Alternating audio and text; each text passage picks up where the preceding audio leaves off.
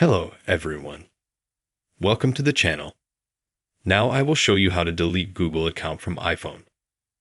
Please subscribe to the channel. Like it. Watch this video to the end. Let's get started. To do this, we need to go to the settings on our iPhone or iPad. And then we're going to scroll down to the bottom and we're going to find Mail. And then we're going to open up accounts. And in my case, it's Gmail.